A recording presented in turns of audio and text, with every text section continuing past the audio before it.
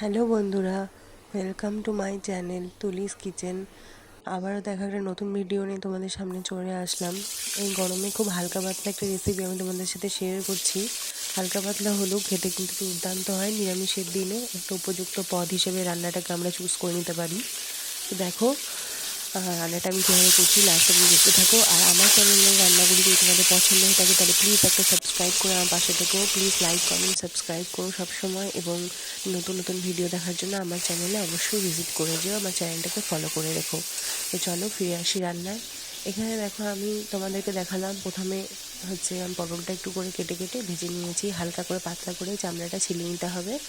আর তারপরেই এটাকে পটলগুলোকে একদম ডুমো ডুমো করে কেটে নিতে হবে, খুব ছোট না খুব বড় না।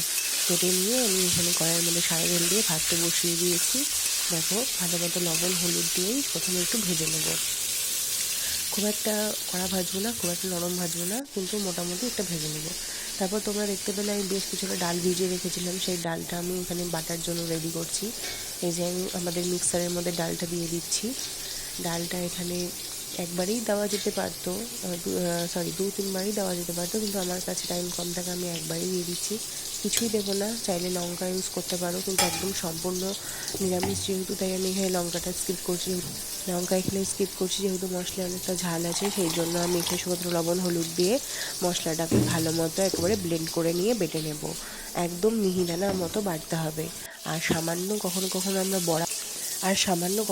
আমরা বড়া খাওয়ার ক্ষেত্রে ডালগুলোকে কিন্তু আদা ভাঙ্গা বা গোটা গোটা করে বাটলেই ভালো লাগে, কিন্তু যেহেতু তরকারিতে দেবো সেই জন্য আমি সেটা ভালো মতো মিহি করে একটা পেস্ট করে নিচ্ছি। তারপর দেখো পটলগুলো যেগুলো কেটে রেখেছিলাম সেগুলো কড়া কড়া করে ভাজা হয়ে গেছে, সেগুলোকে উঠিয়ে নিলাম।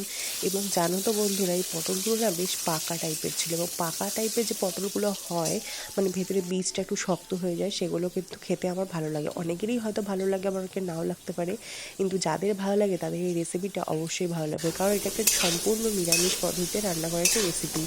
তারপর দেখো ডুমো ডুমো করে সেই অনুযায়ী মানে পটলের অনুযায়ী আমি আলু পরিমাণ মতো কেটে নিয়েছি। তারপর আলুগুলা কিন্তু আমি এখানে ভেজে নিয়েছি। আর এই মানে রান্নাতে যে মশলাটা আমি মেইনলি ইউজ করব, যেহেতু সম্পূর্ণ নিরামিষ, তো এটার মধ্যে তোমরা একটু চাইলে পোস্ত, একটু কাজু বাদাম বাটাও দিতে পারো, কিন্তু আমি এখানে কিছু দেইনি, শুধুমাত্র আদা জিরে লঙ্কা আর গরম মশলা এইটুকুই দিয়েছি। আর একটু উপরন্তু টেস্টের জন্য আমি সামান্য 1-2 চামচ ঘি ব্যবহার করেছি।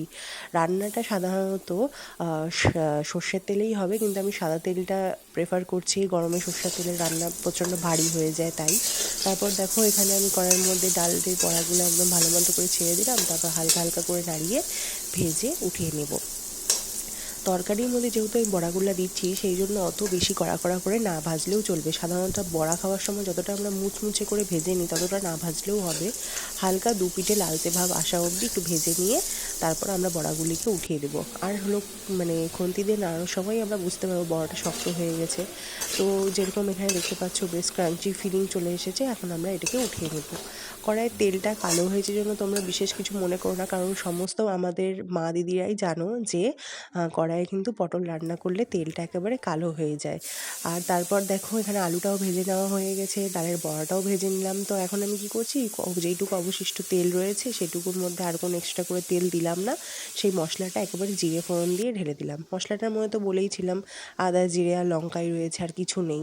তারপরে চাইলে তোমরা এখানে ধনে গুঁড়ো আর গরম মশলা গুঁড়ো একটু ইউজ করতে পারো, কিন্তু আমি এলাচ দারচিনি বেটে দিয়েছি তাই আমি এক্সট্রা করে আর ইউজ করলাম না।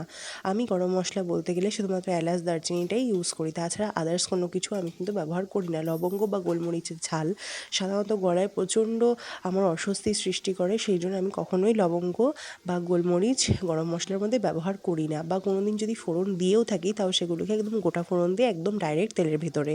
তারপর দেখো এখানে আলুগুলো আমি এখানে ছেড়ে দিচ্ছি মশলার ভেতরে। আলুগুলা 50% কুক হয়ে গেছে, মশলার সঙ্গে একটু সাঁতলে নেব, তাহলে একটু 100% কুক হয়ে যাবে। দেখো মশলাটা একদম কষে এসেছে। যতক্ষণ এটাকে আস্তে আস্তে কষাবে ততই রান্নার স্বাদটা ভালো হবে, কিন্তু এর ক্ষেত্রে মনে রাখতে হবে জোর কমিয়ে আমাদেরকে কষাতে হবে। মশলাটার মধ্যে লবণ হলুদ দিয়ে দিয়েছি, ঢাকা চাপা দিয়ে দিয়েছি, তারপর সামান্য একটু চিনি ছড়িয়ে দেবো, সেটা রং আর স্বাদ দুটোকেই এনহ্যান্স করবে। দেখো দেখো তারপর আবার নাড়াচাড়া করতে করতে কোনো জল যেহেতু দেইনি, মশলাতে যেটুকু জল ছিল সেইটুকু জল কিন্তু অ্যাবসর্ব করে নিয়ে মশলাটা করে শুকিয়ে গেছে। এই মুহূর্তে আমাদেরকে শুধু এটা তাক বুঝতে হবে যে মশলার যে আলুটা আছে সেই আলুটা আমাদের সেদ্ধ হয়েছে কিনা। আমি খুন্তি দিয়ে কেচে দেখলাম যে হ্যাঁ ভালো মতো একদম কুক হয়ে গেছে, সেই জন্য আমাদেরকে এটা আর এক্সট্রা করে কুক করতে হবে না, বা হলো অতিরিক্ত বেশি জল দিতে হবে না, তাহলে কিন্তু আলুগুলো ভেঙে যাওয়ার সম্ভাবনা আছে। এই মুহূর্তে আমি কিন্তু এখানে পটলগুলোও ঢেলে দিলাম, কারণ আলুর সাথে সাথে এবার মশলার মধ্যে পটলগুলো একটু কষিয়ে নিতে হবে।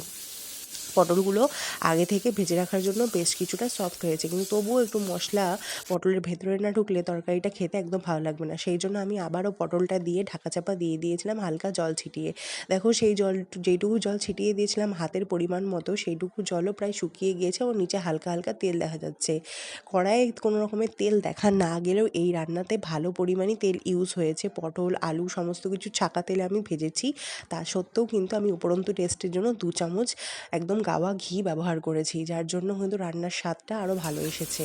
তো এখন যখন একদম মশলাটা দেখো একদম শুকনো শুকনো হয়ে গিয়েছে, এটাকে শুধুমাত্র জোর কমিয়ে আমরা কিছুক্ষণ নাড়াবো, মশলার সেই কাঁচা গন্ধটা চলে যাওয়া অবধি। এমনিও অনেক আগেই মশলার কাঁচা গন্ধটা চলে গিয়েছে, তবুও একটু নাড়িয়ে নিচ্ছি যেন কোনো মতেই আর কোনো এক্সট্রা গন্ধ আমাদের না থাকে, বা ঝাল ভাবটা না থাকে। অনেক সময় কী হয়, মশলা কাঁচা মানে কষালেও না ঝাল থেকেই যায়, ঝাল তখন আমাদের সেটা গলায় লাগে, সেই জন্য ভালো মতো কষাতে হয়। তারপর দেখো জল দিয়ে দিচ্ছি পরিমাণ মতো, আর হচ্ছে ওপরে একেবারে তেলগুলো ভেসে উঠেছে। সাধারণত ঘি দিয়ে রান্না করলে অনেকটা এরকম হয়ে থাকে যে তেলগুলো একেবারে ওপরে ভেসে থাকে। তারপর দেখো বড়াগুলো যেগুলো ভেজে রেখেছিলাম আগে থেকে, সেই বড়াগুলো কিন্তু এখানে ঢেলে দিলাম। বড়াগুলো ঢেলে দিয়ে কিন্তু আমাদেরকে অনবরত নাড়িয়ে যেতে হবে।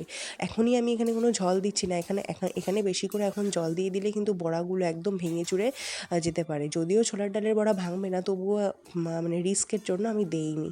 তো ভালো মতো এখানে বড়ার মধ্যে জলটা দিয়ে ভালো মতো একদম আমাদেরকে ফুটিয়ে নিতে হবে সুন্দর করে। তারপর দেখো হালকা মতো জল দিয়ে একদম কষিয়ে নামিয়ে দিলে